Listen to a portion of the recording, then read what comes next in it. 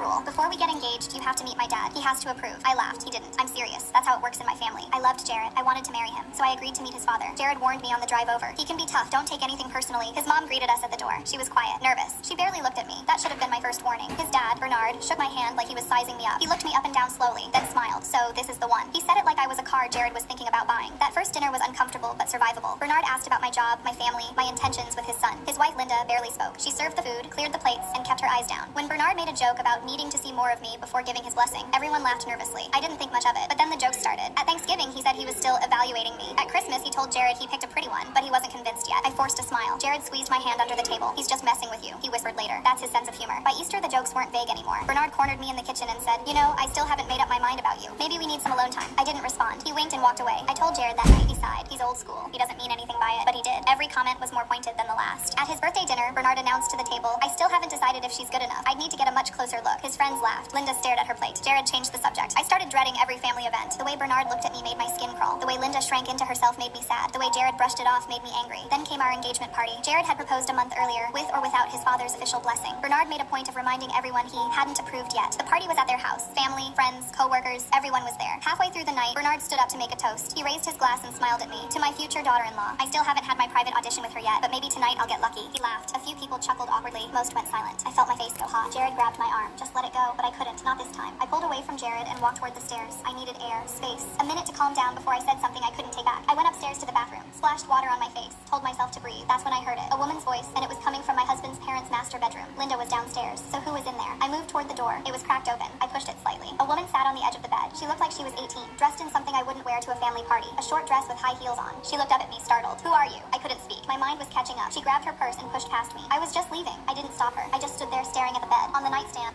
Footballers with less followers than Josie. Hanging out with my boyfriend's friends made me realize how much. What made the sweetest friend crash out? My friend Scarlett was everyone. Oh, don't turn yet. Okay, now. Everything's pointing to the priest. What do you think? Frank, I don't have a book. Can I read yours? This is my diary, most personal. It's your problem. Mom and Dad won't let me build a kiln, so Georgie and I can't finish our experiment.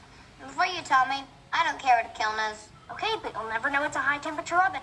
I'm gonna pop your head off. I wanna pop your head off. Chloe and Darcy seem to have patched things up. That's good. I was afraid if they stopped being friends, it'd be a lot harder. Of course I like cars. Most girls don't.